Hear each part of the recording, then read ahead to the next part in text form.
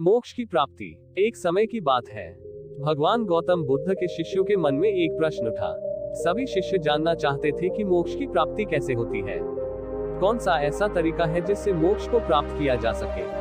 अपने प्रश्न का उत्तर जानने के लिए सभी शिष्य बुद्ध के पास पहुंचे। शिष्य बुद्ध से कहते हैं, हे तथागत, हमारे मन में एक प्रश्न है। बुद्ध बोले, पूछो, क्या पूछना चाहते हो।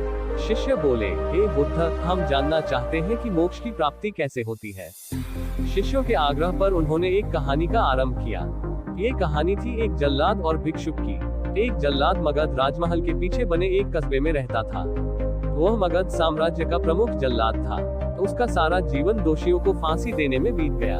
अब वह लगभग 60 वर्ष की आयु का हो चुका था।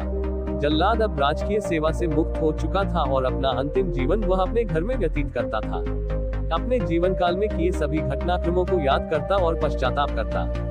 मेरे हाथों इतने जीवों की हत्या हुई, यही विचार करते हुए वह नहा धोकर तैयार हो गया और भोजन के लिए बैठ गया। लेकिन जैसे ही वह खाने के लिए बैठा, दरवाजे पर कुछ आवाज आई। उसे लगा कि दरवाजे पर कोई है। जल्लाद बाहर निकलकर देखता है तो एक भिक्षु उनके द्वार पर खड़े हैं, जो जान पड़ता है कि काफी दिनों की तपस्या के बाद वह उठे हैं और भूख से व्याकुल है।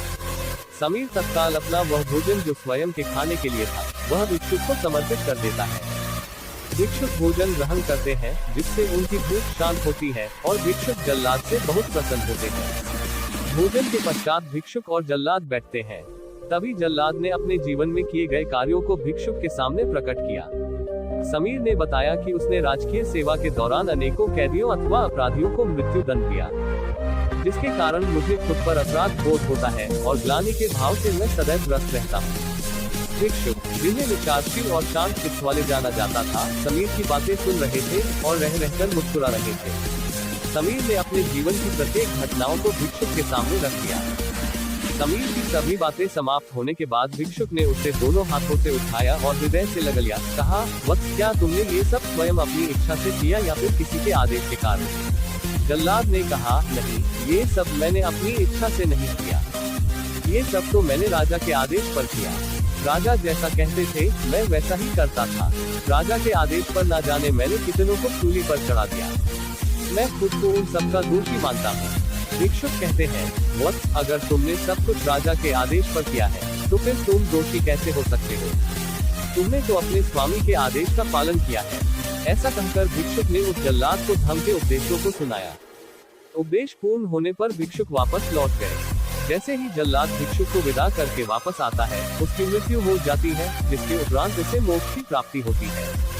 कहानी का अंत होते ही महात्मा बुद्ध शांत हुए। महात्मा बुद्ध के शिष्य इस पूरी घटना को ध्यानपूर्वक सुन रहे थे। उन्होंने महात्मा बुद्ध से पूछा कि जिसने जीवन भर अनेकों हत्याएं की, वह मोक्ष कैसे प्राप्त कर सकता है। महात्मा बुद्ध मुस्कुराए और अपने शिष्यों को समझाया, जिसने जीवन में पहली बार ज्ञान की प्राप्ति की हो, अंत समय जब निकट आए और ज्ञान के शब्द उसके कानों में पड़े हो, वह मोक्ष की प्राप्ति कर लेता है। महात्मा बुद्ध ने बताया कि हजारों हजार शब्दों के उद्देश्य व्यर्थ है, जब तक व्यक्ति का मन शांत ना हो। मन शांत होने पर एक शब्द से ही ज्ञान प्राप्त हो सकता है। ज्ञान से ही मोक्ष की प्राप्ति संभव है।